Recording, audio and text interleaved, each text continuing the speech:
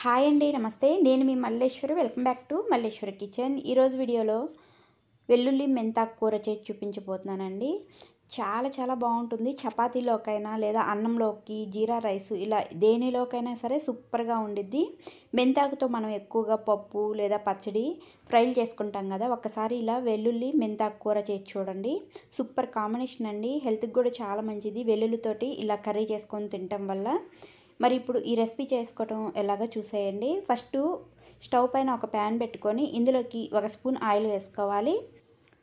వెల్లుల్లి మెంతాకు కర్రీ చేస్తున్నాం కాబట్టి ఈ కర్రీలోకి వెల్లుల్లిని కొంచెం ఎక్కువ వేసుకోవాలి. ఒక 10 నుంచి 15 వెల్లుల్లిని తీసుకొని పొట్టు తీసేసుకొని వేసుకోవాలి. ఒక పెద్ద కట్ట మెంతాకుని తీసుకొని కాడలు లేకుండా ఆకు వరకు ఒలుచుకొని శుభ్రంగా కడిగేసి వీలైనంత సన్నగా కట్ చేసుకొని తీసుకోవాలి.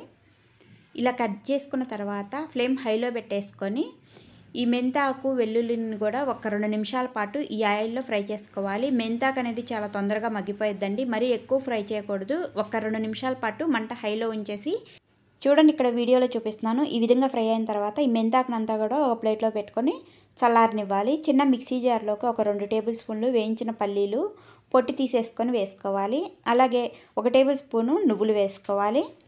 1 టేబుల్ స్పూను శనగపిండిని తీసుకుంటున్నాను. శనగపిండి ఇష్టం లేని వాళ్ళు వేయించిన శనగపప్పు, మనం చట్నీల్లో వాడతాం కదా, ఆ శనగపప్పునైనా సరే 1 టేబుల్ స్పూన్ వేసుకొని వీటన్నిటిని కూడా ఫస్ట్ ఇలా మెత్తగా మిక్సీ పెట్టుకొని ఇప్పుడు కొద్దిగా వాటర్ పోసుకొని మెత్తగా మిక్సీ పెట్టుకోవాలి.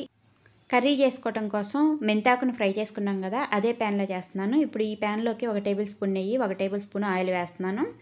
నెయ్యి బదులు బటర్ అయినా సరే వేసుకోవచ్చండి, లేదా అచ్చంగా ఆయిల్తోనైనా ఈ కర్రీ చేసుకోవచ్చు. మనం నెయ్యి బటర్ వేసుకుంటే మనకి రెస్టారెంట్లో లాగా చాలా టేస్టీగా కర్రీ అనేది చాలా చాలా బాగుంటుంది. అచ్చంగా ఆయిల్తో చేసుకోవాలంటే 2 టేబుల్ స్పూన్లు ఆయిల్ వేసుకోండి. ఆయిల్ కొంచెం ఎక్కువ వేసుకుంటేనే కర్రీ టేస్ట్ అనేది బాగుండిద్ది.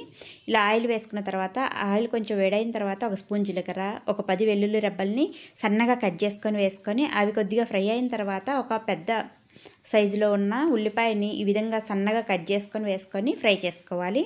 అలాగే ఒక 2 ఎండుమిరపకాయలను కూడా ఈ విధంగా కట్ చేసుకొని వేసుకొని వీటన్నిటిని కూడా ఈ ఆయిల్లో మంచిగా ఫ్రై చేసుకోవాలి. ఇలా ఫ్రై అయిన తర్వాత 3 ఎర్రగా పండిన మీడియం సైజు టమాటాలని సన్నగా కట్ చేసుకొని వేసుకొని 1 నిమిషం పాటు ఫ్రై చేసుకోవాలి. ఇలా ఫ్రై అయిన తర్వాత ఫ్లేమ్ సిమ్లో పెట్టేసుకొని మనం మిక్సీ పెట్టించిన పేస్ట్ని అంతా కూడా వేసుకోవాలి. నువ్వులు, శనగపిండి, పల్లీలు వేసుకొని మిక్సీ పట్టించాం కదా, ఆ పేస్ట్ని అంతా కూడా వేసుకొని ఒకసారి ఈ విధంగా బాగా కలుపుకోవాలి. ఈ ఆయిల్లో ఫ్లేమ్ సిమ్లో పెట్టేసుకొని ఇలా బాగా కలుపుకున్న తర్వాత ఇప్పుడు ఇందులోకి ఒక 1/4 టీ స్పూన్ పసుపు, రుచి సరిపడిన ఉప్పు, అలాగే ఒక 2 స్పూన్లు కారం వేస్తున్నాను. కారం అనేది మీ ఇష్టం అండి, మీరు తినేదాన్ని బట్టి కారం అనేది వేసుకోండి. ఇలా కారం కూడా వేసుకున్న తర్వాత మంట లో టు మీడియంలో పెట్టుకుంటూ ఈ మిశ్రమాన్ని అంతా కూడా 5 నుంచి ఒక 10 నిమిషాల పాటు అయినా సరే ఈ ఆయిల్లో ఫ్రై చేసుకోవాలండి. నువ్వులు, శనగపిండి మనం ఫ్రై చేయకుండా అలాగే వేసాం కాబట్టి పచ్చివాసన అనేది వచ్చింది సరిగా ఫ్రై చేయకపోతే. కర్రీ టేస్ట్ కూడా అంత బాగుండదు.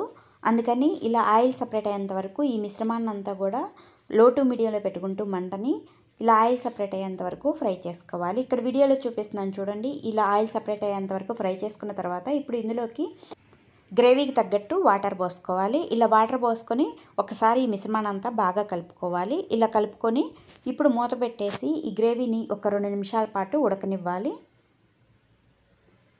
ఇలా 2 నిమిషాల పాటు ఉడికిన తర్వాత మనం ముందే ఫ్రై చేసి పెట్టుకున్న వెల్లుల్లి, మెంతాకును అంతా కూడా వేసుకొని మరోసారి బాగా కలుపుకోవాలి. ఈ ఆకంతా కూడా మిశ్రమంలో కలిసేంత వరకు కలుపుకున్న తర్వాత మూత పెట్టేసి ఫ్లేమ్ సిమ్లో పెట్టేసుకొని మధ్య మధ్యలో కలుపుకుంటూ ఈ కర్రీకి ఆయిల్ పైన తేలేంత వరకు ఉడికించుకోవాలి. ఈ కర్రీ చేసుకోవడానికి ఎక్కువ టైం పట్టదండి, చాలా తొందరగా రెడీ అయ్యిద్ది అనమాట. చూడండి, ఇక్కడ వీడియోలో చూపిస్తున్నాను. ఇలా ఒక 10 నుంచి 12 నిమిషాల పాటు ఉడికించాను. ఇలా ఆయిల్ అనేది సపరేట్ అయ్యిద్దండి. ఇప్పుడు స్టవ్ ఆఫ్ చేసుకొని ఒక గిన్నెలోకి సర్వ్ చేసుకుంటే వెల్లుల్లి మెంతాకు కూర రెడీ అండి. మీరు రైస్లోకి, చపాతీలోకి, పూరీలోకి ఎందులోకి తిన్నా అదిరిపోయిద్దండి. ఒకసారి ట్రై చేసి చూడండి. Thanks for watching.